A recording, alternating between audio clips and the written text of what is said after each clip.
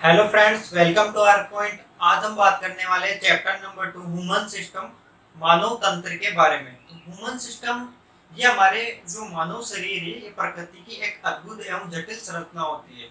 इसमें क्या होता है कि हमारे जो सेल्स, टिश्यूज, ऊतक, अंग मिलकर हमारे शरीर का फॉर्मेशन करते हैं, मतलब निर्माण करते हैं। तो सबसे पहले हम जो जनरल डिटेल है इसके बारे में बात करेंगे ह्यूमन सिस्टम की। तो इसमें क्या होता है कि जो मानव तंत्र है, इसके निर्माण के लिए हमारे सेल्स मतलब हमारी जो कोशिका, जो सजीव के शरीर की संरचनात्मक क्रियात्मक इकाई होती है। तो समान प्रकार की कोशिकाएं मिलकर टिश्यू का निर्माण करती है। टिश्यू मतलब हमारे जो ऊतकों का निर्माण करती है, जैसे अस्थि एवं पेशी। अब विभिन्न प्रकार के ऊतक मिलकर हमारे अंगों का निर्माण करते हैं, मतलब ऑर्गन्स का निर्माण करते हैं। ऑर्गन्स मतलब आमाशय,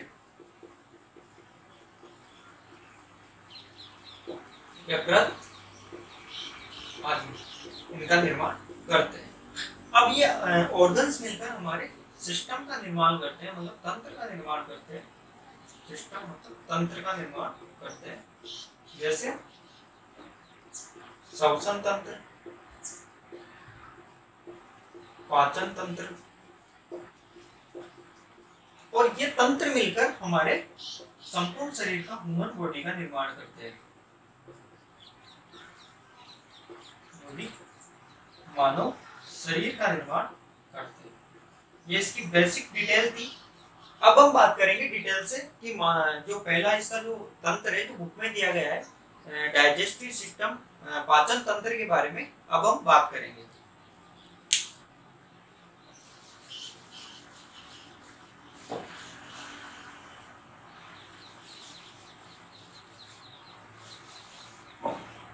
डाइजेस्टिव सिस्टम,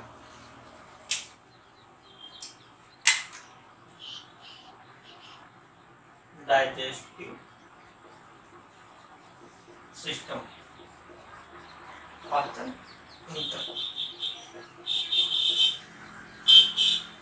पाचन तंत्र में क्या होता है कि ये एक ऐसा सिस्टम होता है जिसमें मतलब कोई जीव अपने बाहरी वातावरण से कोई भी पदार्थ प्राप्त करता है, मतलब अपनी विकास और डेवलपमेंट के लिए, शरीर के विकास के लिए या अपने जीवन को जीवित रहने के लिए। तो जीव जब कोई बाहरी वातावरण से कोई भी पदार्थ प्राप्त करेगा तो कॉम्प्लेक्स फॉर्म मतलब जटिल अवस्था में होंगे, जैसे कार्बोहाइड्रेट, प्रोटीन, विटामिन, खनिज, लवण। तो ये डायरेक्ट हमारी बॉडी के द्वारा डायरेक्ट उपयोग में नहीं ले सकते, मतलब अवशोषित नहीं कर सकते। तो इसमें क्या होता है कि हमारे शरीर में जब हम भोजन ग्रहण करते हैं तो एक प्रोसेस होती है जिसे हम डाइजेशन कहते हैं, पाचन कहते हैं। तो इसमें पाचन में क्या होता है कि हमारे जो न्यूट्रिएंट्स होते हैं, पोषक तत्व होते हैं, जो भोजन के द्वारा ग्रहण किए जाते हैं, जो जटिल अवस्था में होते हैं, उनको क्या करते हैं कि विभिन्न रासायनिक क्रियाओं और एंजाइम्स के द्वारा उनको सरल अवस्था में बदल दिया जाता है। सरल अवस्था में बदलने का मतलब उनको घुलनशील और छोटे टुकड़ों में कन्वर्ट कर दिया जाता है, जिससे आसानी से हमारी जो बॉडी है उनको अवशोषित कर लेती है, मतलब उनको यूटिलाइजेशन मतलब उनका उपयोग में ले लेती है। ये प्रोसेस क्या कहलाती है? डाइजेशन कहलाती है, पाचन कहलाती है। और इस संपूर्ण प्रोसेस में जो पार्टिसिपेट करते हैं ऑर्गन्स, जो हमारे अंग है, उन्हें हम वह संपूर्ण एक सिस्टम होता है जिसे हम पाचन तंत्र, डाइजेस्टिव सिस्टम कहते हैं। तो अब हम इसमें सबसे पहले बात करने वाले हैं कि पाचन तंत्र में प्रयुक्त होने वाले अंगों के बारे में। तो पाचन तंत्र में प्रयुक्त होने वाले अंग, पाचन की क्रिया में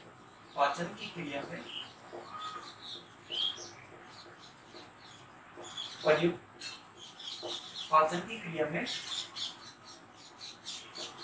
भाग लेने वाले अंग कौन कौन से हैं?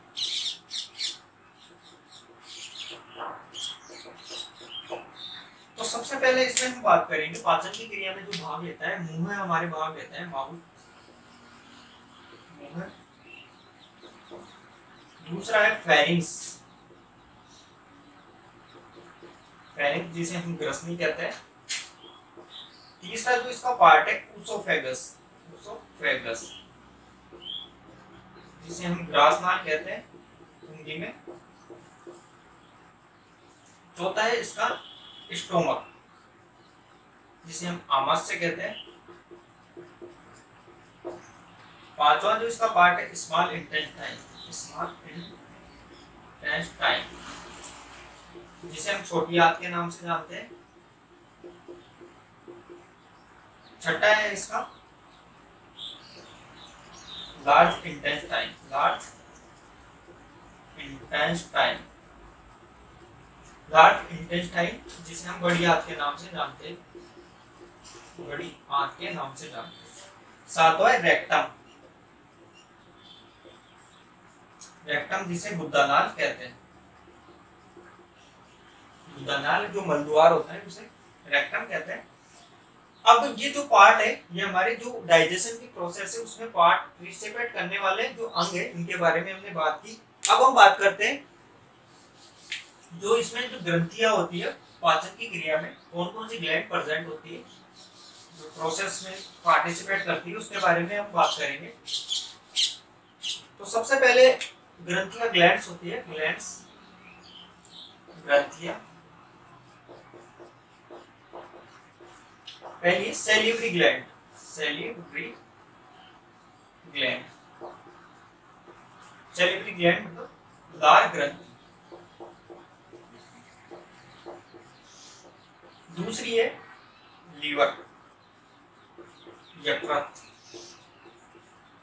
थर्ड है पैनक्रियाज, अग्नाशय ग्रंथि, अग्नाशय ग्रंथि। ये जो तीन ग्रंथियां होती है हमारे डाइजेशन की प्रोसेस है उसमें भाग लेती है और इनके द्वारा विभिन्न प्रकार के रसों का सेक्रेशन श्रावण किया जाता है एंजाइमों का। अब हम बात करते हैं जो हमारे जो ये पार्ट है मुंह से लगाकर हमारे जो रेक्टम तक का जो पार्ट है इसे हम एलिमेंट्री कैनाल, एलिमेंट्री कैनाल कहते हैं, ठीक, कैनाल, आहार नाल कहते हैं, आहार नाल, जो 6 से 8 मीटर या जो 8 से 10 मीटर की लंबी, 6 से 8 मीटर जो 8 से 10 मीटर इसकी जो लेंथ होती है, ये लंबाई होती है।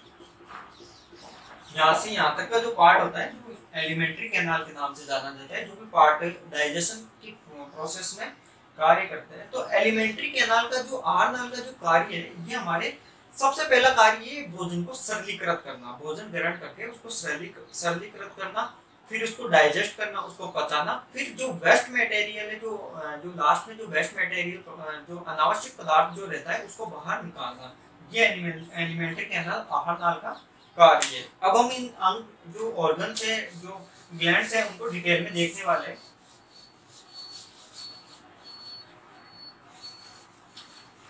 सबसे पहले हम बात करते हैं मुंह के बारे में, मुंह के बारे में। तो ये हमारे कटोरे नुमा बाउल शेप्ड संरचना होती है, कटोरे नुमा बाउल शेप्ड संरचना होती है और इसमें दो तालु पाए जाते हैं, एक तो कठोर तालु और एक कोमल तालु। ऊपर व नीचे कठोर व कोमल तालु पाए जाते हैं और एक जिह्वा पाई जाती है जो चारों तरफ हमारी गति करती है, पेशीय संरचना होती है जो फ्रेन्यूलम लिंगुअल के द्वारा हमारे जो मुख गुहा का आधार के पृष्ठभाग से जुड़ी होती है। फ्रेन्यूलम लिंगुअल, फ्रेन्यूलम लिंगुअल या जिह्वा फ्रेन्यूलम के द्वारा जुड़ी हुई होती है, जिह्वा फ्रेन्यूलम, जिह्वा लिंगुअल के द्वारा, जिह्वा लिंगुअल के द्वारा जुड़ी हुई होती है। इसमें हमारे दो होठ पाए जाते हैं जो मांसल संरचना होती है जो हमारे मुंह के खोलने बंद होने तथा भोजन को ग्रहण करने के लिए ये आवश्यक होते हैं। मुंह के अंदर दो होठ पाए जाते हैं जो मांसल संरचना मुंह होते हैं और हमारे जो मुंह के अंदर मतलब जो संरचना होती है इसमें दो जबड़े पाए जाते हैं जिनमें 16 दांत होते हैं, 16 दो जबड़े होते हैं और इन जबड़ों की दांतों की और इन जबड़ों की जो स्थिति होती है उन्हें हम ग्रतदंती कहते हैं, ग्रतदंती, डाइफियोडोंट, ग्रतदंती, थिकोडोंट, जो हमारे मसूड़ों के अंदर या जो जबड़े होते हैं उनके जो अंदर जो दांतों की जो स्थिति होती है उनको हम ग्रतदंती कहते हैं।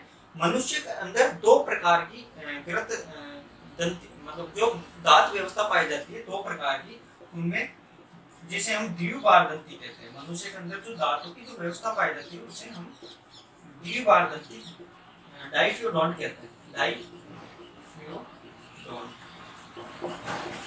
डाइफ्यूडोंट द्विबार दंती दांत व्यवस्था पाई जाती है, जिसमें अस्थायी दांत और स्थायी दांत पाए जाते हैं। अस्थायी दांत मतलब हमारे जो दूध के दांत होते हैं, दांत जिन्हें हम स्थायी दांत कहते हैं। अब हम धातु के बारे में थोड़ा सा पढ़ने वाले हैं इसमें डिटेल, जल्दी जल्दी इसको चैप्टर को टॉपिक को करेंगे। तो धातु में 4 प्रकार के मानों में जो दांत पाए जाते हैं, 4 प्रकार के दांत पाए जाते हैं, 4 प्रकार के दांत पाए जाते हैं। फर्स्ट है कृंतक, जिन्हें हम इंसिसर्स कहते हैं, इंसिसर्स। ये 6 माह की उम्र में निकलते हैं ये दांत, और इनका कार्य होता है उतरने व काटने का। ये कार्य करते हैं। ये बच्चों में विकसित होते हैं। दूसरा जो टाइप है इसका रदनक, जिसे हम कैनाइंस के नाम से जानते हैं, कैनाइंस। ये हमारे इनकी संख्या होती है, मतलब 4 + 4 बराबर इनकी 8 होती है। दोनों जबड़ों में इनकी जो संख्या होती है 8 होती है, और इनकी संख्या होती है 2 + 2, मतलब इनकी संख्या हमारे 4 होती है। और ये हमारे चीरने फाड़ने का कार्य करते हैं। ये जनरली मांसाहारी पशुओं में, मांसाहारी जो जानवर है उनमें ये देखने ज्यादा विकसित होते हैं। मांसाहारी पशुओं में ज्यादा विकसित होते हैं। जो कैनाइंस होते हैं, रदनक होते हैं, जिनकी संख्या 4 होती है, और इस काटने का कार्य, चीरने फाड़ने का ये कार्य करते हैं। अब हम देखते हैं नेक्स्ट जो है थर्ड, इसका नाम है अग्रचौणक।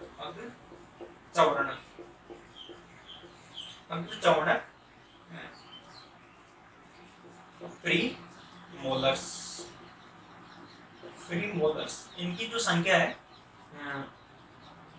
इनकी संख्या भी 8 होती है, और भोजन को चबाने का कार्य करते हैं। भोजन को चबाने का कार्य करते हैं। और इसके बाद है मोलर्स, जिन्हें हम चवर्णक कहते हैं। इनकी संख्या हमारे 12 होती है, 8 16 12 4 6 4 10, मतलब इनकी संख्या हमारे 12 होती है। 6 + 6 दोनों जगहों में ये पाए जाते हैं। मोलर्स, चवणक, इनका कार्य भोजन को चबाने का होता है। भोजन को चबाने का कार्य करते हैं। जो हमारे मोलर्स, कृंतक, 4 प्रकार के दांत पाए जाते हैं, कृंतक, रदनक, अग्रचौणक, चौणक। कृंतक जो होते हैं हमारे, उनकी संख्या 8 होती है, और ये हमारे भोजन को चीरने, ये हमारे काटने का और कुतरने का कार्य करते हैं। और अगर जो रदनक होते हैं, कैनाइंस होते हैं, ये इनकी संख्या हमारे 4 होती है, और ये हमारे चीरने फाड़ने का कार्य करते हैं।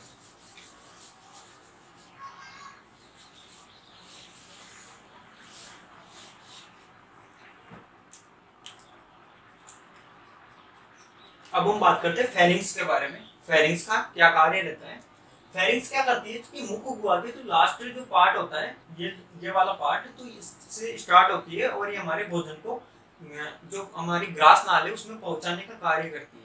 ये डिसाइड करती है कि भोजन है हमारे ग्रास नाल में ही पहुंचे। इसमें क्या होता है कि जो इसके नीचे वाले पार्ट में श्वास नाल मतलब जो हमारी ट्रेकिया होती है, तो ट्रेकिया में हमारे भोजन को नहीं जाए ट्रेकिया में, इसके कारण ये फेरिंग्स रेस्पॉन्सिबल होती है। तो फेरिंग्स डिसाइड करती है कि हमारी जो श्वास जो वायु है वह वातनली या ट्रेकिया में जाए और जो भोजन है हमारे ग्रास नली में जाए। तो ये 3 प्रकार की होती है, नासाफेरिंग्स, नासाग्रसनी, ओरोफेरिंग्स। ओरोफेरिंग्स का जो नाम है मुखग्रसनी,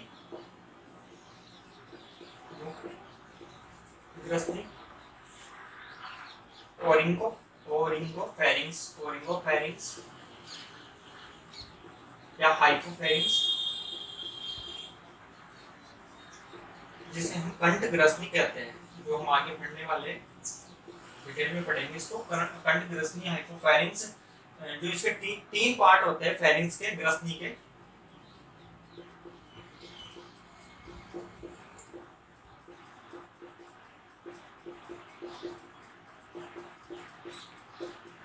हिंदी में भी मैं इसको आइडेंटिफाई कर देता हूँ।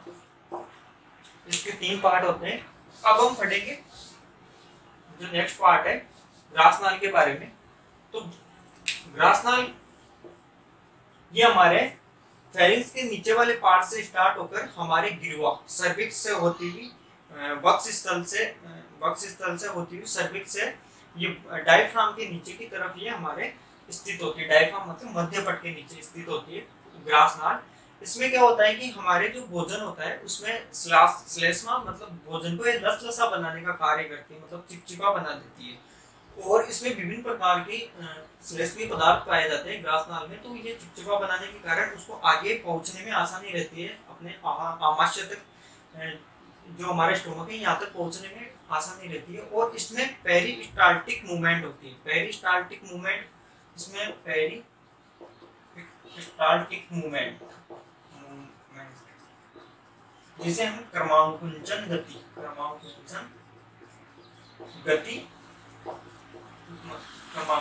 गति कहते हैं। पेरिस्टाल्टिक मूवमेंट के कारण क्या होता है कि जो भोजन है हमारे आमाशय में आसानी से पहुंच जाता है।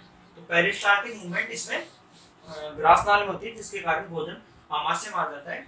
और ग्रासनाल में क्या होता है कि हमारे जो ग्रासनाल का जो लास्ट वाला पार्ट होता है यहाँ एपिग्लोटिस होता है। एपिग्लोटिस एक फ्लैप पल्ला होता है जिसे हम घाटी ढक्कन के नाम से जानते हैं। इसमें क्या होता है कि जैसे भोजन ग्रहण करते हैं, भोजन ग्रहण करने के बाद ये पल्ला खुल जाता है, मतलब फ्लिप हो जाता है यहाँ से। और खुलने के बाद हमारा भोजन मतलब ग्रासनाल में मतलब हमारे आमाशय में पहुंचता है। इसके कारण ये डिसाइड करता है भोजन को निगलने में और ये मतलब हमारे श्वास नली में भोजन ना जाए, इसके लिए ये एपिग्लोटिस जो संरचना होती है, एपिग्लोटिस जिसे हम घाटी ढक्कन या एपिग्लोटिस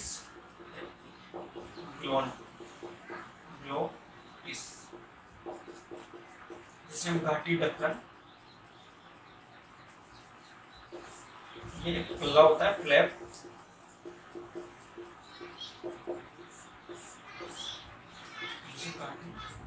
ढक्कन के नाम से भी जानते हैं। फ्लैप जो हमारे भोजन को निगलने के पश्चात हमारे ग्रासनाल में डिसाइड करता है कि ये श्वास नली में ना जाए।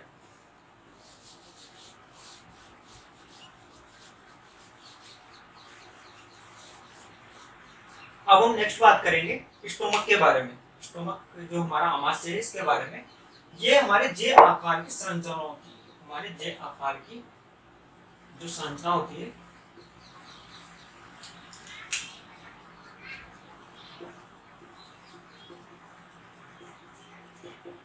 आमाशय, ये हमारे जे आकार की संरचना होती है। जे आकार की संरचना, जो हमारी संरचना है ये जे आकार की हमारे आमाशय की संरचना होती है। और ये हमारे भोजन को मतलब जो ये हमारे ग्रासनाल और जो हमारी छोटी आंत है, मतलब जो ड्यूडेनम छोटी आंत का जो पार्ट है उसके बीच में ये स्थित होता है। और ये हमारे जो लीवर जो है इनके मतलब बाई हिस्से में ये प्रेजेंट होता है, बाई हिस्से में ये स्थित होता है। और ये हमारे जो भोजन का जो घुलनशील जो भोजन आता है ग्रास नाम से, तो ये 3 लीटर तक इसको धारित कर सकता है, मतलब 3 लीटर का इसमें स्टोरेज रहता है और ये 3 पार्ट में डिवाइड रहता है। पहला भाग होता है कार्डिक,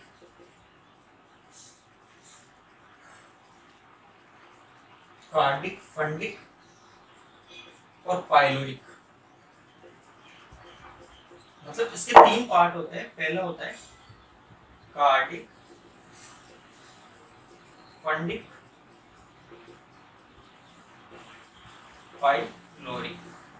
इसमें क्या होता है कि जो कार्डिक जो पार्ट है ये हमारे ग्रासनाल से जुड़ा हुआ होता है और ये इसका बड़ा पार्ट होता है, और ये जो मध्य का पार्ट होता है ये फंडिक कहलाता है, और जो ये वाला पार्ट होता है जो ग्रसनी से जुड़ा होता है इसे हम पाइलोरिक पार्ट कहते हैं। इसमें 2 प्रकार के स्पिनेक्टर, सवर्णी पेशी जो संकुचित जो पेशी है स्पिनेक्टर जो पाई जाती है। पहली है कार्डिक या लोअर ओसोफेजियल कार्डिक लोअर ओसोफेजियल स्पिनेक्टर स्पिनेक्टर। सेकंड है पाइलोरिक स्पिनेक्टर, ये जो स्पिनेक्टर जो सवर्णी पेशियां पाई जाती है ये क्या करती है, हमारे जो भोजन होता है जो अम्लीय माध्यम में होता है, जो हमारे आमाशय में अम्लीय माध्यम में होता है, इसको मतलब हमारे जो ग्रासनाल है ग्रसिका है, इसको ग्रसिका में नहीं जाने के लिए इस पेशियां नियंत्रित करती है हमारे जो भोजन को, और ये हमारे ग्रसिका और आमाशय के बीच मतलब जो फूड का जो रहता है जाने का तो उसको नियंत्रित करती है। अब जो पाइलोरिक स्पिनेक्टर्स क्या करती है, हमारे भोजन को नियंत्रित करती है, मतलब भोजन पाइलोरिक जो पार्ट है इसको छोटी आंत में जो ड्यूडेनम में आता है इसको ये निर्धारित करने का कार्य करती है, नियंत्रित करती है हमारे भोजन को। स्पिनेक्टर्स जो सवर्णी पेशियां वगैरह होती है ये। अब हम नेक्स्ट बात करने वाले हैं इसमें यकृत के बारे में। यकृत इसमें जो अग्नाशय ग्लैंड होती है, ग्लैंड्स में देखेंगे इसको, और जैसे ही ये मतलब पाइलोरिक पार्ट से जो छोटी आंत स्मॉल इंटेस्टाइन होती है इसके बारे में हम बात करेंगे। स्मॉल इंटेस्टाइन, इसमें भोजन का सर्वाधिक पाचन या अवशोषण सर्वाधिक स्मॉल इंटेस्टाइन में होता है, और इसका जो कार्य होता है ये 3 पार्ट में डिवाइड होती है। पहला होता है ड्यूडेनम,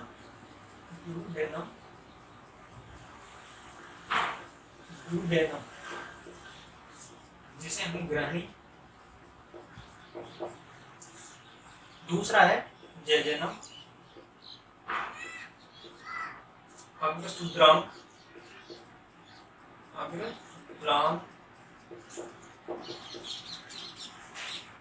तीसरा है इलियम, जिसे हम सूत्रांक के नाम से जानते हैं, सूत्रांक।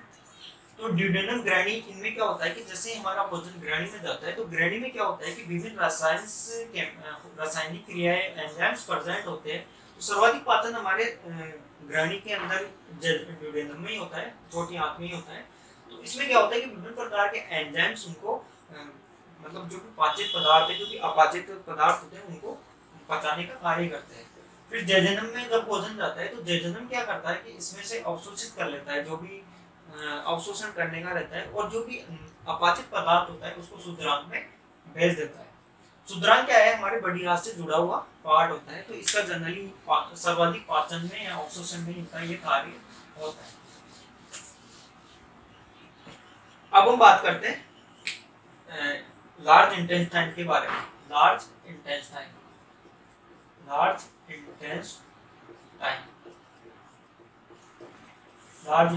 बड़ी आंत, जिसे बड़ी आंत कहते हैं, और स्मॉल इंटेस्टाइन मतलब छोटी आंत। तो लार्ज इंटेस्टाइन में क्या होता है कि ये हमारे इसमें विभिन्न प्रकार के जीवाणु बैक्टीरियाज पाए जाते हैं। तो बैक्टीरियाज क्या करते हैं, फर्मेंटेशन की प्रोसेस के तहत उनका मतलब बैक्टीरिया मतलब जो अपाचित पदार्थ होता है, जो सूत्रांक, जो हमारे जो लास्ट पार्ट था इलियम स्मॉल इंटेस्टाइन का सूत्रांक, उससे जो भोजन जाता है तो उसमें अपाचित पाचित पदार्थों को तो अवशोषित कर लेते हैं, और जो पदार्थ अपाचित रहते हैं तो उनको क्या करता है कि इस जो लार्ज इंटेस्टाइन है, जो शूद्रांग है, ये क्या करता है कि बैक्टीरिया प्रेजेंट होते हैं मतलब बड़ी आंत में, तो ये हमारे फर्मेंटेशन मतलब जीवाणु की जो प्रोसेस होती है, फर्मेंटेशन की किण्वन की जो प्रोसेस है उसके तहत उनको पाचित कर देता है। और इसके 3 पार्ट होते हैं लार्ज इंटेस्टाइन के। पहला सिक्कम, अद्रांत, अंधनाद कहते हैं। दूसरा है कोलोन, जिसे हम वृद्धांत कहते हैं। तीसरा है रेक्टम, जिसे हम उदरनाल कहते हैं। अंधनाल में क्या होता है कि हमारे अंधनाल पे जो संरचना होती है, जो संरचना है जिसे हम वर्मीफॉर्म अपेंडिक्स कहते हैं, कर्मी रूपी अपेंडिक्स होती है, जो हमारे अवशेषीय के रूप में पाई जाती है। ये इसके प्रथम भाग पे जो पाई जाती है, जो हमारे इलियम से ही जुड़ा हुआ होता है। अब हम कोलोन के बारे में बात करेंगे। तो कोलोन में क्या होता है कि इसमें 5 प्रकार का, ये 4 से 5 प्रकार का होता है। पहला होता है इसमें ascending colon, ascending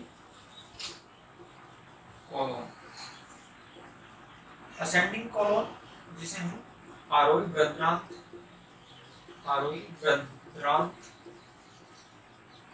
ascending colon आरोही वृद्धांत, ascending transverse colon, transverse colon जिसे हम डिसेंडिंग कोलोन,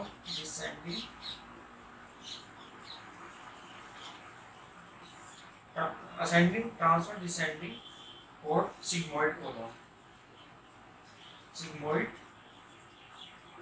कोलोन, सिग्माकार, अवरोही, और इसका नाम मेरे को याद नहीं आ रहा। Ascending colon, transfer colon, descending colon और सिग्मोइड कोलोन, मतलब आरोही वृद्धांत, ट्रांसवर्स, डिसेंडिंग कोलोन, अवरोही मतलब अवरोही वृद्धांत, सिग्मोइड कोलोन मतलब सिग्माकार कोलोन। ये 4 प्रकार के इसमें कोलोन पाए जाते हैं। इनकी लंबाई, इनकी भिन्न प्रकार की इसमें लंबाई होती है। अब हम इसका रेक्टम के बारे में बात करते हैं। रेक्टम क्या करता है कि हमारे शरीर का जो अपाचित भाग होता है, और इसमें से इसका जो लास्ट का जो 3 सेंटीमीटर का जो पार्ट होता है, जिसे हम एनस कहते हैं, जिसके द्वारा जो अपाचित जो वेस्ट मटेरियल है, जो हमारे शरीर के लिए किसी भी प्रकार से काम का नहीं रहता, उसको हमारे रेक्टम के द्वारा बाहर निकाल दिया जाता है। रेक्टम इसको बाहर निकालने का कार्य करता है, जिसे हम मुद्दानाल कहते हैं, जिसे मलद्वार कहते हैं। और इसके जो कैनाल होती है, जिसे हम एनल कैनाल कहते हैं, एनल कैनाल। और जो इसका लास्ट का पार्ट होता है, जिसे एनस कहते हैं, जो ये संरचना होती है एनस, इसके द्वारा हमारे वेस्ट मटेरियल होता है, इसके द्वारा बाहर निकाल दिया जाता है। अब हम बात करते हैं कि कौन कौन सी ग्लैंड्स होती है, ग्रंथियां होती है, जो हमारे पाचन की जो क्रियाविधि है उसमें भाग लेती है। तो मोस्टली हम सैलिवरी ग्लैंड के बारे में बात करेंगे। सैलिवरी ग्लैंड, लार ग्रंथि।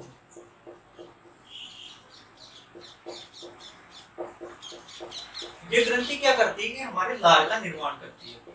जब हम भोजन ग्रहण करते हैं, लार का निर्माण करती है।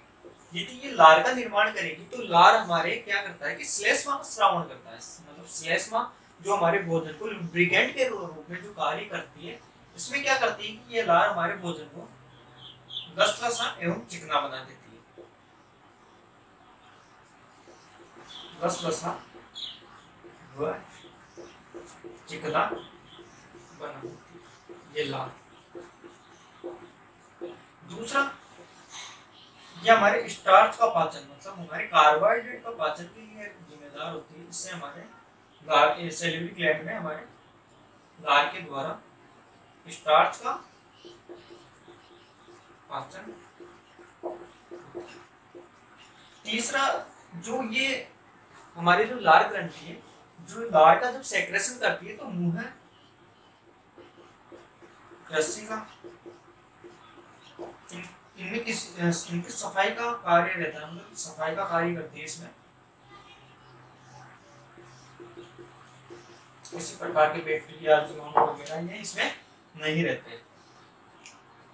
अब हम इसकी टाइप के बारे में बात करेंगे कि तीन प्रकार की ग्रंथि होती है, ये 3 प्रकार की पाई जाती है। इनके टाइप,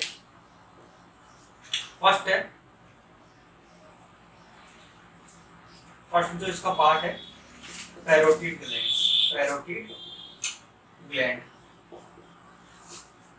पैरोटिड ग्लैंड कर्णपूर ग्रंथि। सेकंड है सबमैंडिबुलर ग्लैंड। अधोजम ग्रंथि,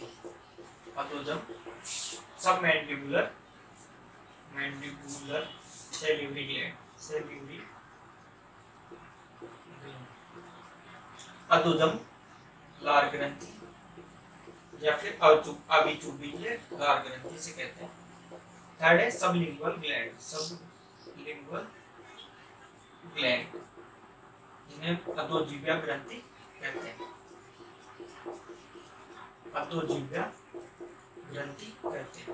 ये ग्रंथि हमारे जो कान के नीचे ये स्थित होती है, जीभ के नीचे ये स्थित होती है अधोजीव्या ग्रंथि, और ये हमारे लार का सेक्रेशन करती है, मतलब हमारे लार को श्रावण करने का ये तीनों ग्रंथियां कार्य करती है, मतलब सेक्रेशन करती है श्लेष्मा का।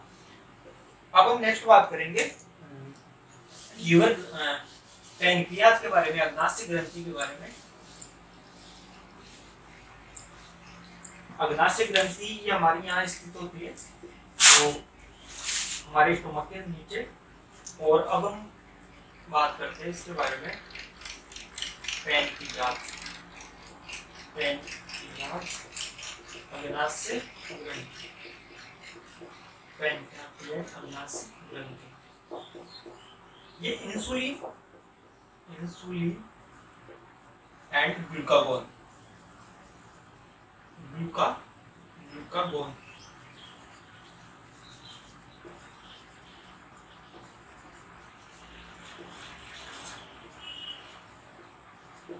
इंसुलिन और ग्लूकागोन का सेक्रेशन करती है। इंसुलिन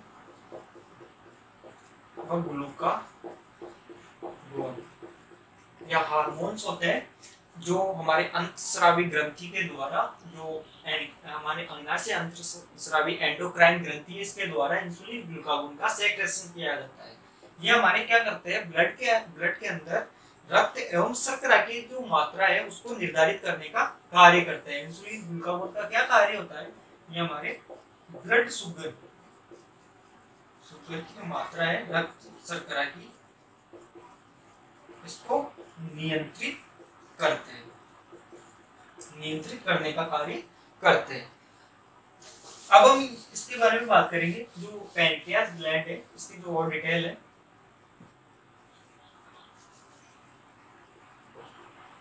ये हमारे अग्नाशय रस का भी श्रावण करती है, अग्नाशय रस का भी सेक्रेशन करती है। अग्नाशय रस मतलब जो इंसुलिन ग्लूकागोन है, ये हमारे अंतस्राव मतलब एंडोक्राइन ग्लैंड के द्वारा स्रावित किए जाते हैं। और इंसुलिन जो अग्नाशय रस से बाह्य स्रावी रस मतलब एक्सोक्राइन जो रस है, जूस है, इनको सेक्रेट करती है। मतलब पैनक्रियाज ग्रंथि अंतस्रावी जो जूस मतलब बाह्य स्रावी जो जूस है उनको प्रोड्यूस करके उनको सेक्रेट करती है, सेक्रेशन करती है, उनको स्रावित करती है। यह वसा, प्रोटीन तथा कार्बोहाइड्रेट का पाचन करती है। कार्बोहाइड्रेट के पाचन में आवश्यक पाचन करती है, पाचन में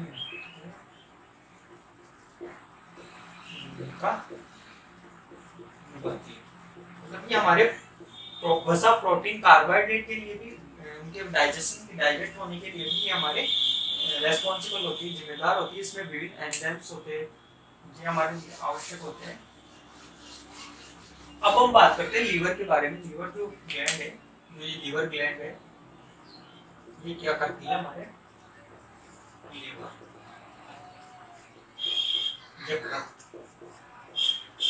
ये त्रिकोणाकार संरचना में स्थित होता है, त्रिकोणाकार संरचना। त्रिकोणाकार संरचना जो इसकी सैल त्रिकोणाकार होती है और ये अधिकतर बाई ओर इसका जो वेट है बाई ओर अधिकतर दिखाई देता है, दाई ओर इसका जो वेट है दाई ओर दिखाई देता है, दाई ओर झुका हुआ रहता है, इसका मतलब भार है, उसका वजन रहता है ज्यादा। और ये डायफ्राम के नीचे स्थित, डायफ्राम के पीछे स्थित होता है, मतलब डायफ्राम के जो हमारा मध्य पट है के नीचे स्थित होता है। और जो लीवर में क्या होता है कि जो ये हमारे बाइल जो पित्तरस है, पित्तरस का ये फॉर्मेशन करता है, मतलब बाइल जूस का फॉर्मेशन करता है और बाइल डक्ट के द्वारा इसको है ना, बाइल डक्ट के द्वारा हमारे यहाँ तक जो हमारा गाल ब्लैडर है पित्ताशय गाल ब्लैडर तक पहुंचा देता है, गाल ब्लैडर जो हमारे वसा के बाष्पीकरण इमल्सिफिकेशन ऑफ फैट के लिए रेस्पॉन्सिबल होता है। वसा का जो वसा को छोटे छोटे टुकड़ों में कन्वर्ट कर देता है, जो वसा के पाचन के लिए जो पित्तरस है आवश्यक होता है, पित्तरस जो हमारे लीवर के द्वारा प्रोड्यूस किया जाता है। ये 3 प्रकार की ग्लैंड्स होती है जो हमारे रेस्पॉन्सिबल होती है। और हमारे पार्ट्स में भी जो हमारे स्टोमक है उसमें भी गैस्ट्रिक जूस वगैरह होते हैं, ये हमारे रेस्पॉन्सिबल होते हैं डाइजेशन में, फूड को पचाने के लिए। मोस्टली हमने 3 प्रकार की ग्लैंड्स के बारे में डिटेल पढ़ी। अब हम नेक्स्ट वीडियो में हम डाइजेशन की जो मैकेनिज्म है, पाचन की जो क्रियाविधि है, कैसे भोजन को पचाया जाता है, जो एलिमेंट्री कैनाल है उसके अंदर, इसके बारे में हम बात करेंगे। उम्मीद करता हूँ आपको ये वीडियो पसंद आया होगा। Thank you.